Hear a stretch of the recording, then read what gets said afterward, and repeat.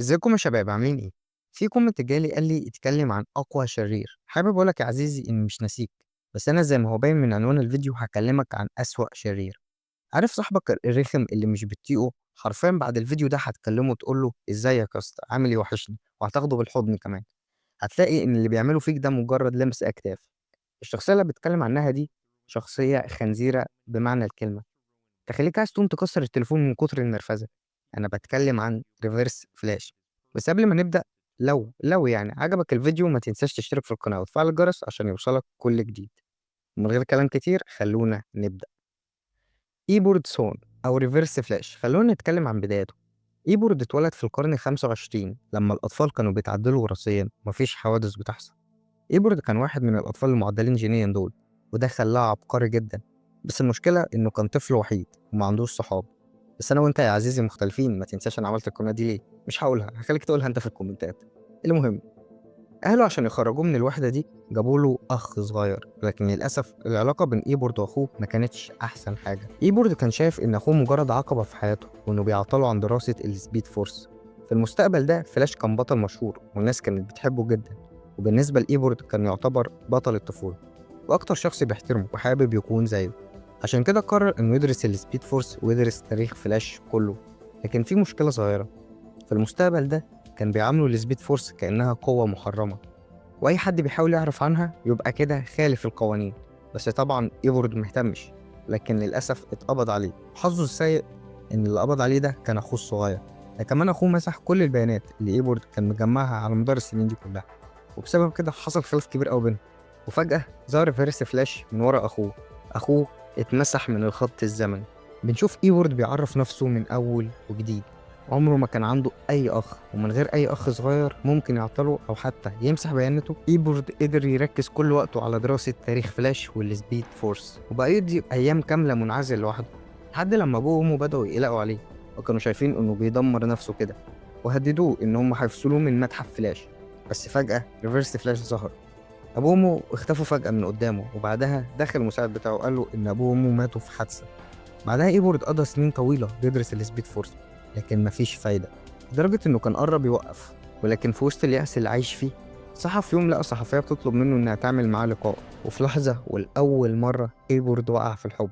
ولكن للأسف من حظه السيء الصحفية دي كانت مخطوبة. بس كالعادة ريفرس فلاش خلى خطيبها يختفي من الوجود، والطريق بقى مفتوح قدام عمنا إيبورد. ولما جت اللحظة المناسبة اعترف لها بحبه، ولكن للأسف رفضته. طبعا عارفين إيه اللي هيحصل. ريفرس فلاش ظهر من تاني، ولكن على عكس كل مرة ما خافهاش من خط الزمن، بل عمل الأسوأ. غير ماضيها بالكامل وهي طفلة صغيرة حصل لها حادث، ومن يومها هي مريضة ومش بتتحرك. وبكده إيبورد بيرجع لعزلته وأبحاثه. بس في يوم بتقع مركبة فضائية من السماء قدام إيبورد. لما فتحها لقى جواها بدلة فلاش، وكان معاه ملاحظات عن التجربة اللي باري ألين اكتسب منها قوته. إيبورد نفذ كل الخطوات اللي كانت مكتوبة، وأخيرا بعد كل التعب ده والناس اللي اختفت دي، إيبورد بقى عنده قوة السبيد فورس وبقى بيجري بسرعة فلاش. إيبورد ما كانش مصدق نفسه وقرر إنه يجرب قوته، وساعتها شاف بنت كانت قربت تقع، وفعلا لقى نفسه سريع جدا وقدر يمسكها قبل ما تلمس الأرض، مش زي عمنا سبايدر مان اللي ما قدرش يمسك حبيبته جوين.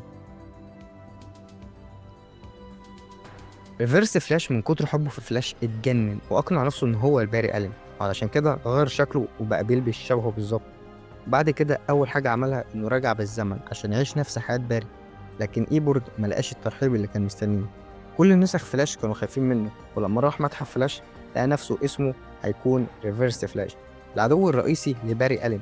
إيبورد كان مصدوم إنه إزاي الموضوع وصل لكده، إنه بقى عدوه وبطله المفضل، وإزاي إنه أصلا مش باري ألين ذات نفسه. كيبورد اتهوس بباري لدرجة إنه كان مقتنع إن هو باري ألين، وبسبب كده بقى من ساعتها بيحقد على باري الحقيقي لأنه شايف شخص مزيف وسرق حياته منه. مش عارف أقول لك إيه يا عزيزي، يعني شخصية بجحة وبتتأمر كمان. مش كفاية بقى عنده قوة فلاش، ده كمان بقى شايف نفسه إن هو فلاش الحقيقي. بص بقى عشان عايزك تركز في الحتة اللي جاية دي. في لحظة ما من حياة باري فقد زوجته ايريس ومستحملش يعيش من غيرها، قرر يسافر المستقبل، وساعتها قابل ريفرس فلاش. فهم ساعتها ان هو السبب في موت مراته، قرر انه يقتله وحرفيا عمله من وشه جزام. ساعتها ريفرس فلاش قرر انه يرجع بالزمن عشان يقتل زوجته، فبالتالي باري راح للمستقبل عشان ينتقم منه. فاهمني صح؟ المهم بعد سنين باري قابل واحدة اسمها ليندا وود، وقرر يبدأ حياة جديدة معاها. بس ازاي؟ لازم يجي الغتت ويبوظ حياة باري. وكان ناوي يقضي على ليندا، بس ساعتها فلاش اتعصب جدا وكسر رقبته. بس طبعا يجي الأخدت منه ريفرس فلاش اللي في الأول خالص لو فاكرينه، اللي كان شغال يشفي في الناس دوت. شاف باري وهو بيكسر رقبته، فقرر انه يساعد كل نسخ ايبورد انهم يتحولوا لريفرس فلاش. طيب هتقولي ليه ما يخلصش عليه زي ما باري ما عمل مع نسخته اللي رقبته اتكسرت دي؟ لكن هنا كانت الصدمه، ادرك انه مع اختفاء باري هو كمان هيختفي. من ساعتها وهو قرر يبوظ حياه باري. رجع بالزمن ورا خالص وكان بيضايق باري زي انه يخفي حاجاته او يرميه في مكان ضلمه. لكن ما اكتفاش بكده، ده قرر انه يقتل امه ويلبس الجريمه لابوه. اي حاجه وحشه حصلت لباري كانت بسبب الشخصيه دي. كل ده كوم، واللي هقوله ده كوم تاني، ودي حاجه انا مش هقدر اسكت عليها.